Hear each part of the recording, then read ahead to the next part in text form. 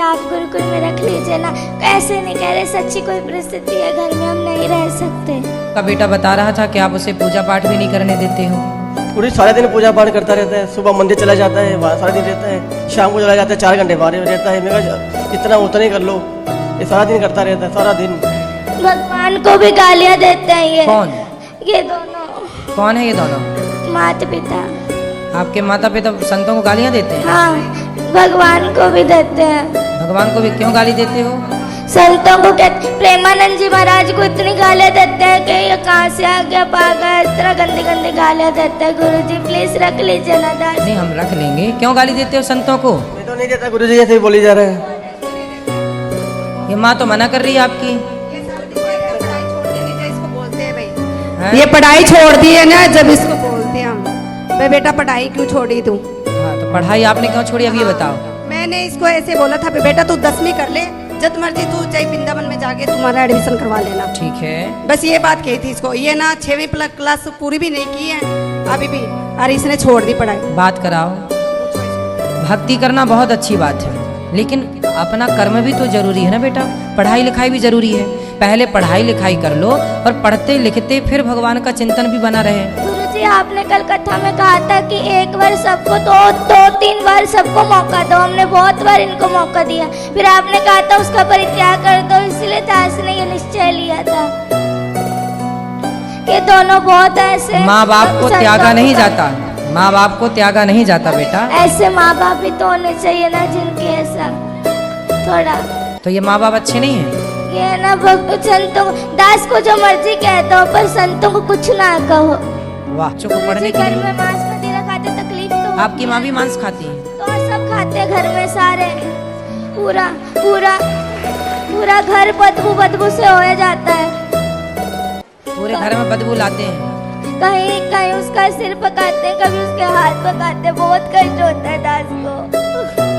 देखो बच्चा रो रहा है और तो मुर्गी खा रही हो मैया। प्लीज गुरुजी रख लीजिए ना दास। रख लेंगे बेटा। अभी रख लीजिए ना please। ठीक है, अभी रख लेते हैं। ठीक है, ठीक है, अभी रख लेते हैं। तो मैया को मांस क्यों खाती हो इतना ज्यादा? के बच्चे देखिए बच्चों के देखो इतने। आप लोग ना जो हत्या करते हैं, बच्चे कोमल होते हैं, बच्चे किसी का दर्द समझते हैं। आप लोग बताइए, बड़े होके किसी का दर्द नहीं समझ रहे हैं। माइक दीजिए पीछे। मांस खाने वाली मैया से बात कराओ। मैया खड़ी हो जाओ।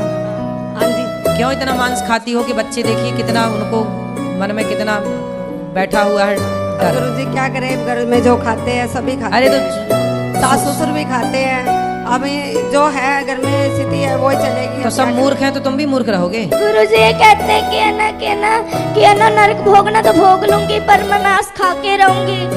पर ये कहते हैं कि ना तू जो मर्जी कर लेंगे, जो मर्जी मुझे कहते मैं खाऊंगी, तू क्या कर लेगा? तेरा जिस मर्जी के पास ले जा, पर मैं तुझे कहीं मैं छोड़ूंगी नहीं कभी।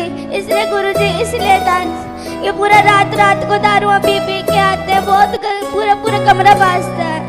3 कमरे हैं ना घर में, 2 ही कमरे। इस कमरे में दादाजी पीते हैं, इस कमरे में ये, तो बहुत गंदा लगता है। एक कमरे में दादाजी पीते हैं, एक कमरे में पिताजी पीते हैं। हाँ। अब कैसे कोई भगवान का नाम जप ले? तकलीफ तो हम अपना। आप लोग यदि ठीक हो जाओ तो दादा दादी की तो छोड़ दो, हम अपना अपमान सह लेंगे, पर हमारे बच्चे देखिए माँ बाप बच्चों की खुशी के लिए क्या नहीं करते। और आपका बच्चा कितना अच्छा है कि आप लोगों को शराब मांस से दूर रखने की कोशिश कर रहा है। देखिए बच्चा अपने माँ बाप से स्ट्रगल कर लड़ रहा है कि छोड़ दो हर बुरी चीज को। और आप लोग आपके घर में कोई संत का जन्म हुआ, वो संत भाव में है, और आप लोग समझ नहीं रहे। पता नहीं कौन से राक्षस हैं आप लोग। गुरुजी वो जो इन्होंने, मैंने सुना हमेशा कहते पिताजी छोड़ दो ये पाप है, तो कहते तू मुझे आदेश देने वाला कौन है? तो मैं तुझे आदेश दूंगा, तू थोड़ी दे सकता है मुझे आदेश।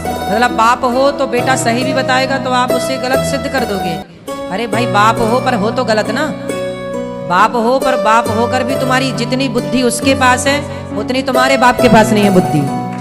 तुम्हारा बाप भी अनपढ़ मूर्ख 1 नंबर का, जो शराब पीता है। गुरुजी सारे घर में बड़े पिताजी नीचे से लट्टू होकर के गिर के नालियों में पड़ के आते हैं। बहुत गंदा लगता था इसको। सही है। रातों रात लड़ा। तुम्हारे वंश में कोई बहुत बड़ा पुण्य था किसी का कि ऐसा भक्त का जन्म हो गया, वरना तुम सबको यही बचाएगा नर्क जाने से, वरना तुम सीधे नर्क की टिकट। गुरुजी घर में बहुत गंदी गालियां निकालते हैं ये सारे। लड़ाई अपने भाइयों से लड़ाई करी हुई है, सबसे लड़ाई करते हैं ये। और बहुत गंदी गंदी गालियाँ निकालते हैं ये। आप इनसे कहते गालियाँ मत निकाला करो किसी को। और जैसे वो वाली नहीं, वो बहुत वो गंदी गंदी गालियाँ होती है वो निकालते हैं ये। क्यों गंदी गालियां बोलते हो? बच्चे सुनते हैं, अच्छा प्रभाव पड़ेगा। नहीं बोलता गुरुजी। अच्छे शब्दों का बेटा बच्चों के साथ ना मर्यादित रहना चाहिए। जो आप कर रहे हैं उसका बहुत बड़ा प्रभाव बच्चों पर पड़ता है, अच्छा और बुरा दोनों। इसलिए थोड़ा माँ बाप को ना जिम्मेदारी से रहना चाहिए। और शराब छोड़ देने से क्या आफत आ रही है आपको? मांस छोड़ने से क्या भूखन मर जाएंगे आप? हम तो नहीं खाते मांस, वो भी नहीं खाता बच्चा।